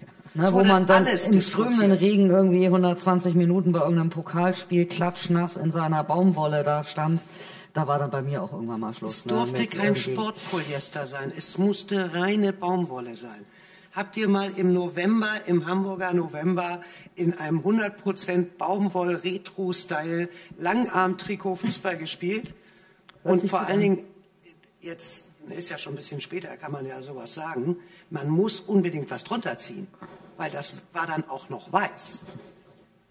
Ja, klatschnass und durchsichtig. Okay. Das war die Baumwoll-Trikot-Diskussion. Aber es musste total öko und die kosteten auch 70 Mark das Stück oder so. Das musste dann auch noch Bio-Baumwolle sein. Aber schön ist, wenn man so, ich glaube, man sieht den Prozess auch, wie weit man ist, räumlicher Natur. Also wie es im alten Clubheim so war es ja so, wir haben ganz, ganz hinten angefangen, ihr erinnert euch. Man ging rein ums Eck, wo die Schiri-Kabinen eigentlich waren. Und so eine schrabbelige Dopingkontrolle war da, glaube ich, auch da ums Eck. Das waren am Anfang unsere Umkleidekabinen. Und wir haben uns wirklich von Saison zu Saison eine Kabine weiter nach vorne gearbeitet. Am Schluss waren wir in der Kabine, wo sich immer die Profis der Gegner umgezogen hatten. Und wer war zuletzt in der Sauna, bevor das Clubheim abgerissen wurde? Unser Frauenteam. Ja, also da wussten wir sind angekommen, wir haben es geschafft und selbst Bubu hat uns irgendwann akzeptiert, dass es uns gibt. Und er war nämlich derjenige, der uns die Sauna aufgeschlossen hat und gesagt hat, so Mädels, ihr dürft die jetzt hier leer saunen, als die, Bagger kamen. Die das Licht ausmachen. Ja. Und jetzt sieht man das ja auch. Also wir haben jetzt drüben in der Feldarena eine Frauenkabine, weil auch wir gesagt haben, ist jetzt fertig mit der Diskussion, wo Männer hinpinkeln. Ja, die wollen wir einfach nicht mehr führen. Das ist wie sich über Abwasch in einer Wohngemeinschaft unterhalten. Das wollen wir nicht mehr. Da sind wir rausgewachsen, sodass wir da jetzt dank der Herrenabteilung unsere eigene Kabine haben, ne? So, wo auch nur Frauen oder Females reinkommen. Das ist ganz cool. Also man sieht das dann auch, wenn sich was bewegt. Selina, hast du noch eine Frage für uns, oder? Also ich habe erstmal auch noch eine Anmerkung, die ich ganz schön finde. Und zwar sagt MC55, ich fände es auch gut, wenn das, was Menschen sich vorstellen können, auch möglich ist. Ich glaube, die Abkehr von Regeln zu Möglichkeiten ist der Weg. nochmal zu dem Thema geschlechterübergreifende Teams. Und dann habe ich noch eine Frage, die können wir sonst vielleicht auch ans Ende schieben, je nachdem, finde ich aber auch ganz schön, auch über Social Media. Was war die schrägste Geschichte, die die Teilnehmerinnen mit Männern beim Fußball, Spielfeld oder Publikum erlebt haben? Nochmal, was war die schrägste Geschichte? Die schrägste Geschichte, die die Teilnehmerinnen mit Männern beim Fußball, in Klammern Spielfeld oder Publikum, erlebt haben.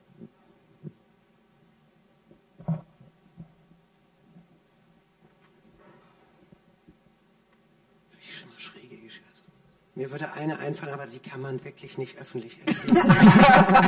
Dafür ist es noch nicht spät genug, wirklich. Wir können die ans Ende schieben, die Frage. Ja. Vielleicht fällt uns noch was ein. Was würdet ihr sagen? Ich glaube nicht, dass das passieren wird, aber was würdet ihr dazu sagen, wenn der Verein auf die Idee käme, ein Profi-Team aufzubauen? Ein Profi-Frauenteam? Hat Christiane doch schon erzählt, dass das der Verein niemals tun würde.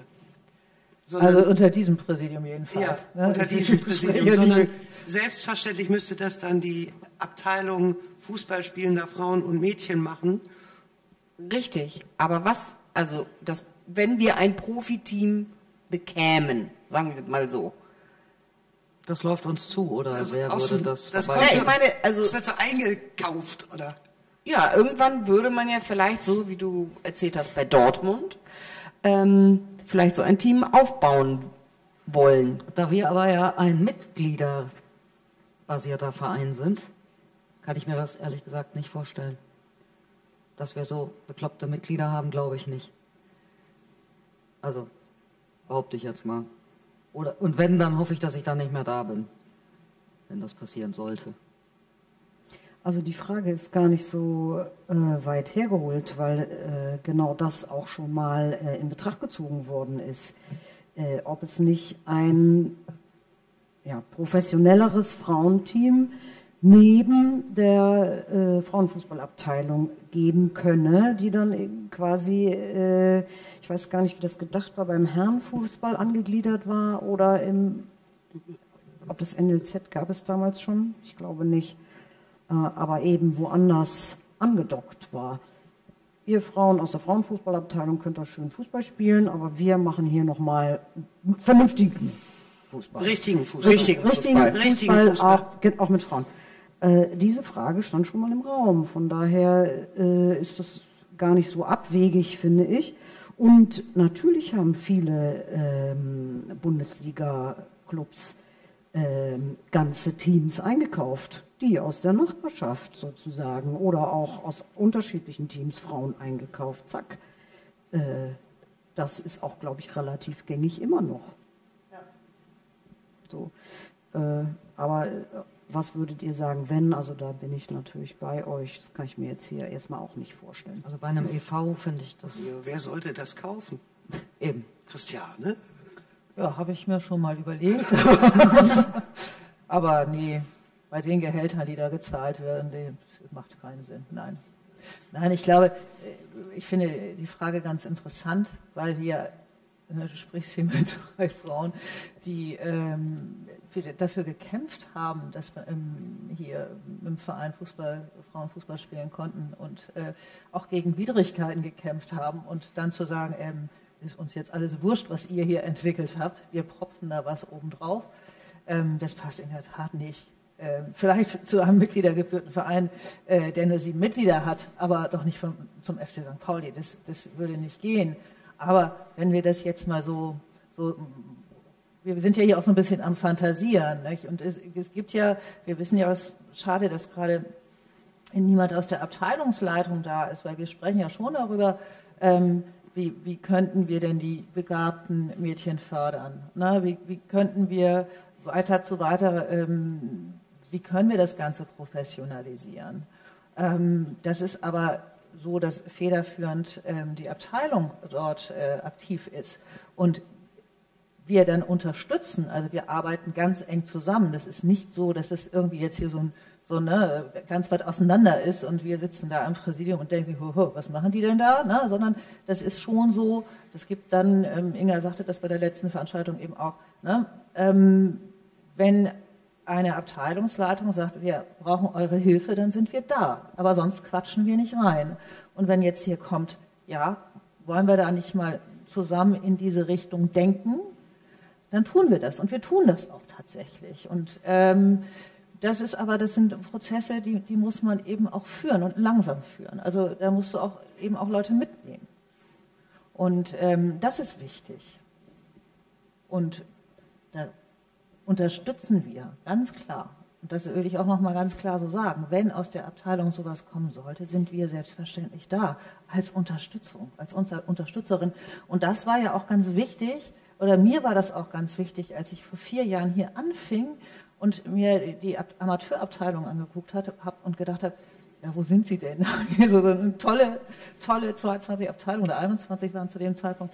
Tolle Abteilung und die haben überhaupt keine Vertretung in der Geschäftsstelle.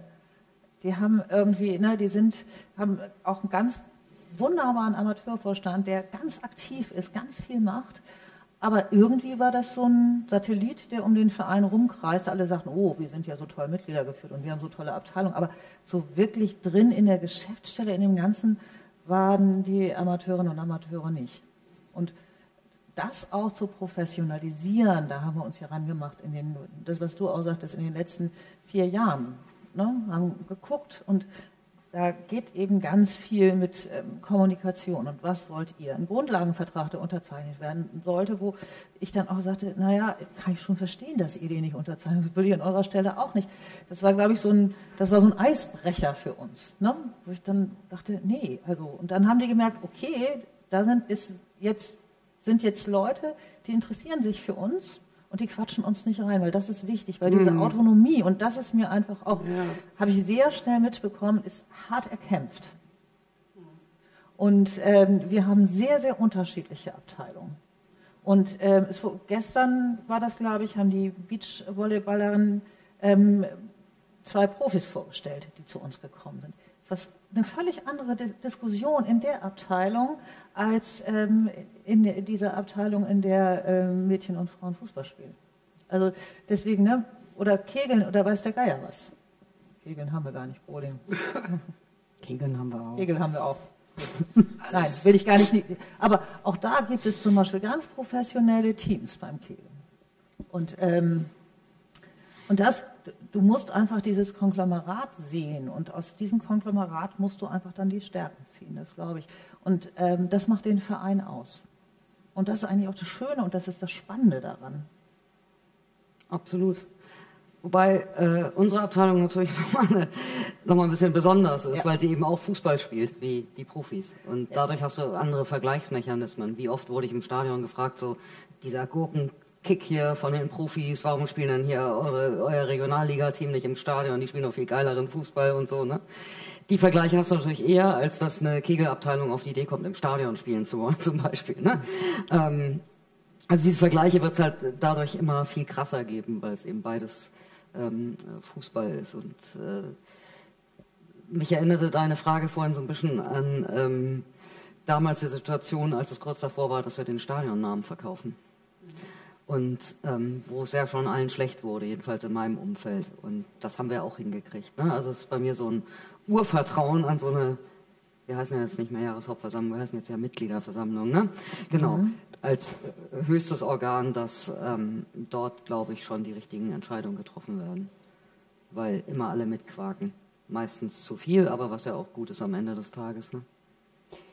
Außerdem denke ich, es gibt ja auch so viele Auflagen von den Fußballverbänden, die man erfüllen muss, wenn man dann tatsächlich höherklassig Fußball spielen möchte, dass ich mir das gar nicht für unseren Verein vorstellen kann. Wir sind ein Stadtteilverein, der mitten in der Stadt angegliedert ist. Jetzt schon haben wir große Schwierigkeiten, Jahr für Jahr, dass wir wieder weiterhin in der Regionalliga spielen dürfen, weil nämlich eigentlich Kunstrasen dafür gar nicht ausgelegt ist, wir aber ja gar keinen Rasenplatz hier mal eben zusätzlich anfügen können. Wir können hier auch nicht in diesem Umfeld mehrere zusätzliche Sportplätze, die man bräuchte, anbauen.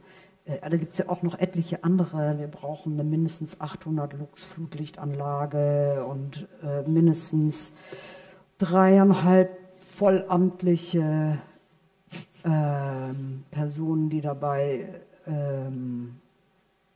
die tätig sind und so. Das sind alles so Auflagen, wo ich mir vorstelle, bis wir das bei uns irgendwie alles erfüllen können, das halte ich doch für sehr, sehr weit weg noch. Ich glaube, da haben wir schneller das inklusive Team zusammen. Selina, du hast wieder was für uns. Ja, zum Thema Profiteam. Die Frage, ob so ein Profi-Frauenteam beim FC St. Pauli dann nicht aber auch bei allem, was jetzt so dagegen spricht, eine tolle Vorbildwirkung hätte. Wie ihr das so einschätzt. Für wen soll denn dieses Frauenteam ein Vorbild sein, dass wir den Wunsch einer Abteilung ignorieren und da irgendwie was gekauft ist oder wie auch immer, keine Ahnung, wie das gehen soll, draufsetzt? Oder kann ich mir schlecht als Vorbild vorstellen? Also wahrscheinlich, ich versuche das mal zu interpretieren. Ich könnte mir vorstellen, dass damit gemeint ist, dass wir als der Verein, der auf die Werte achtet, sagen wir mal, auch ein Frauenteam in der Bundesliga bräuchte. Also ich denke mal, dass das vielleicht so gemeint ist. Aber bei uns gibt es ja, wie gesagt, einen ganz anderen Hintergrund. Also ich glaube, so einfach, wenn sich das alles so entwickeln sollte, wofür wir ja ziemlich viel Zeit noch brauchen, aber was wir durchaus angehen könnten, ja, das sehe ich auch so, wäre das natürlich absolut wünschenswert, würde ich total super finden, das ist ganz klar. Aber nicht aufgepropft, sondern wenn sich das Ganze aus dieser Abteilung mit Hilfe von den Menschen, von allen drumherum, ja, wenn das eine gemeinsame Entscheidung ist, würde ich das natürlich großartig finden. Ja, wenn die aufsteigen in die zweite Liga. Vernünftige Bedingungen, aber ja. Aber das ist dann, ne?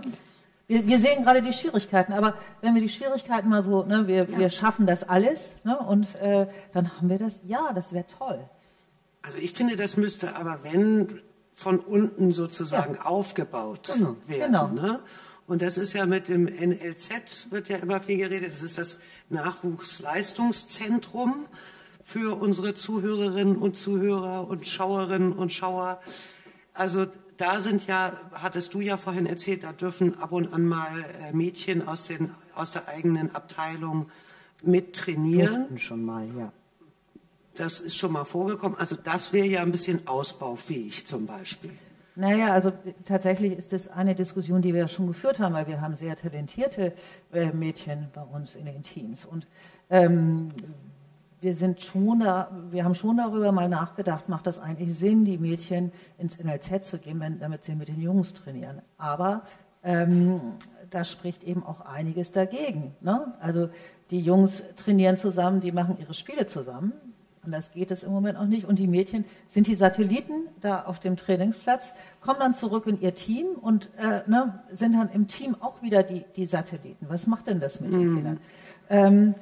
Das ist tatsächlich etwas, was wir besprechen. Natürlich würde das sie fördern. Ne? Und sie sollen ja auch gefördert werden.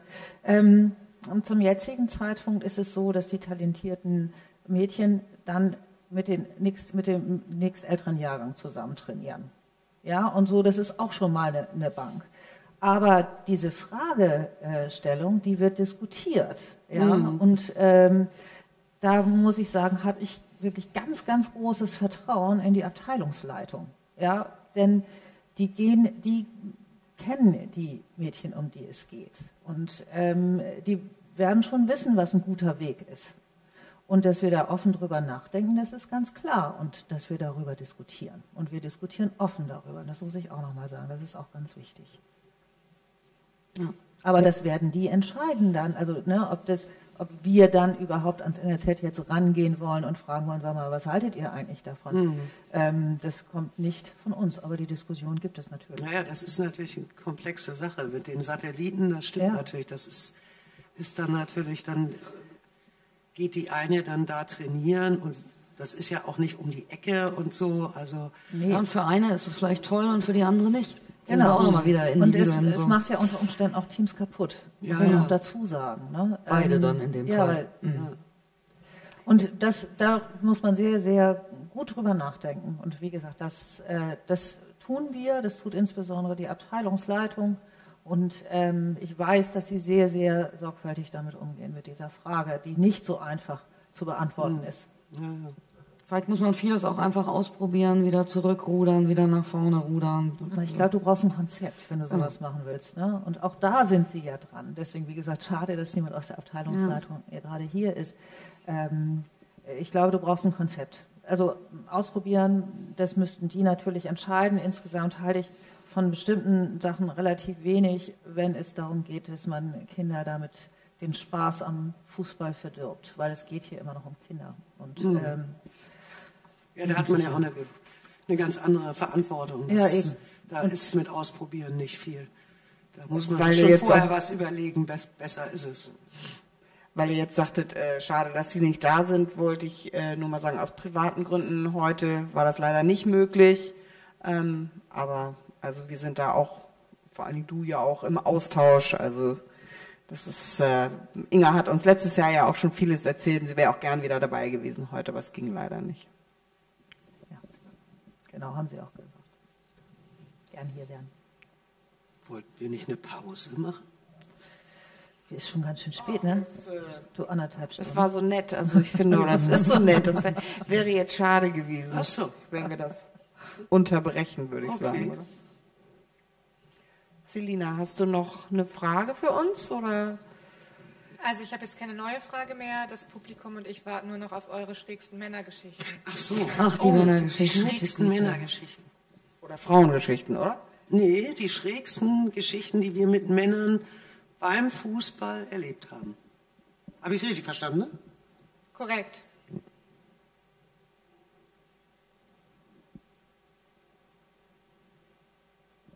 Also mir fällt schon mal keine ein. Also so ad hoc.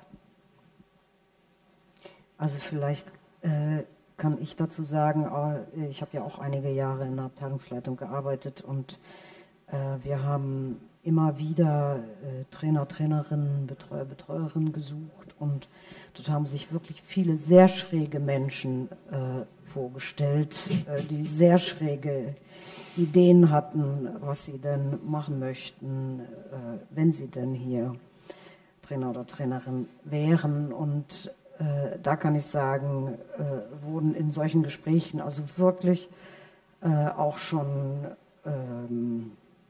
Champions League Spiele gewonnen, obwohl es eigentlich darum ging, jemanden zu suchen, der unsere D-Mädchen bisschen unterstützte, 1-2 Mal die Woche. Also es war schon, da habe ich wirklich viele sehr schräge Menschen kennengelernt, ja. Also jetzt fällt mir eine Jugendfreie ein. Also wir sind ja 4 Frauen, die männliche, Jugendliche und Heranwachsende, Geflüchtete und Migrierte coachen, also trainieren und betreuen und auf Turniere fahren und Freundschaftsspiele und so. Das ist in dem Kontext dann wichtig, weil dann haben uns immer Männer geschrieben oder auch mal persönlich im Gespräch angeboten, dass sie uns so gerne unterstützen würden. Und sie würden sich ja auch für Fußball interessieren und so und was sie denn tun könnten. Und dann pflegen Nike und ich immer zu sagen, oh, wir bräuchten unbedingt jemand, der die Trikots wäscht. Also es wäre total super, wenn du um 6:15 Uhr auch am Altonaer Bahnhof sein könntest, mit der Trikottasche und dann fahren wir nach Norderstedt, Ahrensburg, wie auch immer, spielen ein Fußballturnier und hinterher nimmst du die dann mit nach Hause und wäschst die bis zum nächsten Turnier. Von denen hat man dann nie wieder was gehört. Kein einziger hat je wieder irgendwie angefragt. Schade eigentlich. Wirklich schade. Ja, jetzt müssen wir immer selber waschen. Ja. Ich fand eigentlich noch, das hast du, Nico, beim letzten Talk schon erzählt, den Umgang mit euch, eine Situation, ich weiß gar nicht mehr genau, was das war, wegen einem, welche Schiris euch teilweise zugeteilt wurden bei Spielen. Das fand ich auch sehr bezeichnend damals. Das war auch noch Sternschanze. Eure gemeinsame Aktion. Genau, die uns viel Geld gekostet hat beim Sportgericht.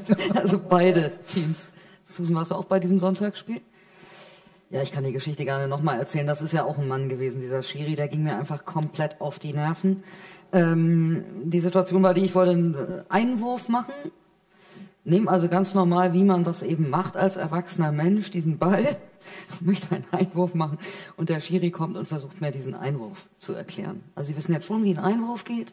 Also Sie müssen sich dann so hinstellen, ne? Also die Füße müssen hinter der Linie sein und die Arme, ne? Die müssen also dann hinter den Kopf. Ich dachte, spinnt der jetzt? Ist der nicht ganz dicht? Und das ging eigentlich das ganze Spiel so. Es war davor so und danach.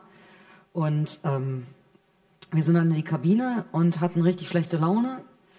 Und eine von uns meinte dann, ich gehe mal rüber zur Sternschanze und frag mal, wie es denen so geht. Und da war die aber schon auf dem Weg zu uns. Sie trafen sich sozusagen im Flur. Und dann haben wir gemeinsam beschlossen, dass wir dieses Spiel nicht zu Ende spielen werden. Wenn dann als Freundschaftsspiel ohne den Schiedsrichter. Den haben wir dann nach Hause geschickt. Der das aber nicht wollte. Und dann nahm das ganze Ding seinen Lauf. Ja. Und dann beide Teams ihre Strafe bezahlt.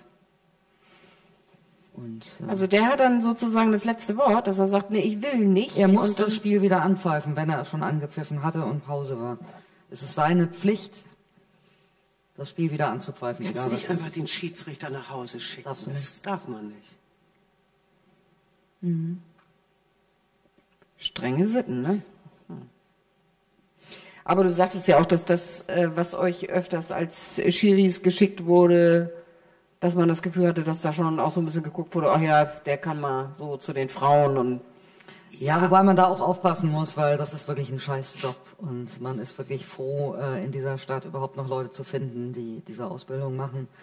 Und es ist auch wirklich nicht so einfach, ne? Aber ja, Schiris, die nicht wissen, dass wir auch 45 Minuten spielen und jedes Mal nochmal vorher fragen, wie lange Frauen denn spielen.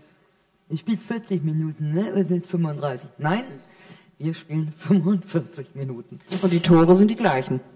Ja. Es ist halt Fußball. Genau, es ist einfach Fußball. Ja, komisch, oder? Ja, aber ich möchte da Nicole unterstützen. Wir haben auch super gute Schiri, also die auch immer gerne zu uns kommen und sich freuen, wenn sie uns pfeifen dürfen und ihr Bestes geben. Also da haben wir wirklich Glück, wie du sagtest, es gibt ganze Ligen, wo gar kein Schiedsrichter auftaucht. Also da möchte ich jetzt nicht gegen irgendwelche Schiedsrichter hier irgendwas gesagt haben, ganz im Gegenteil. Ja, was ich schön finde, ist, dass immer mehr Frauen und Mädchen eben auch in diese Ausbildung gehen. Und ja, ich hoffe, dass man die auch irgendwann in der Bundesliga mal wieder sehen wird, vor allen Dingen die Jüngeren, ne? Weil da fehlen ja Frauen. Ich glaube, die Chancen stehen ganz gut. Ja.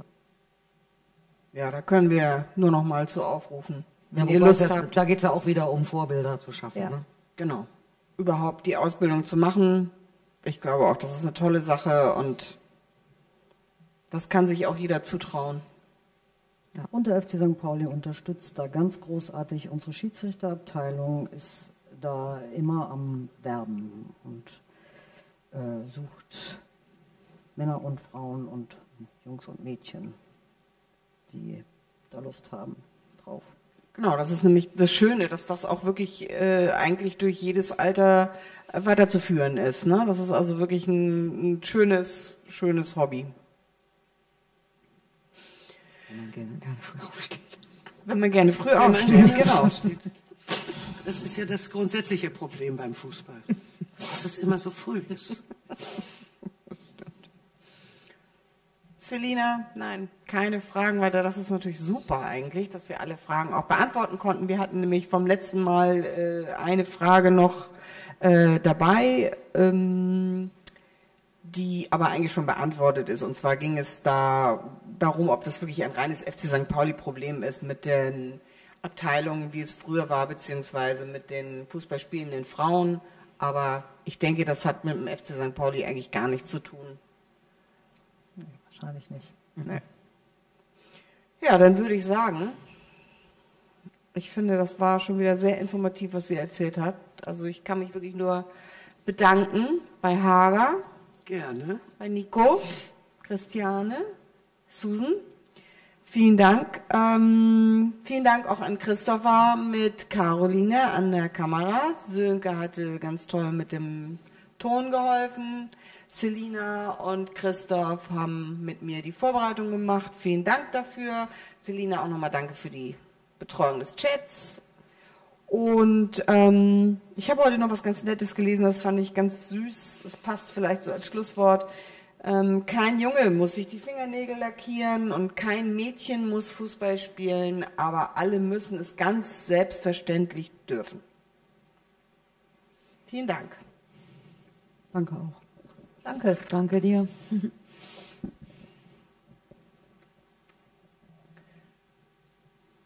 Ton aus. So.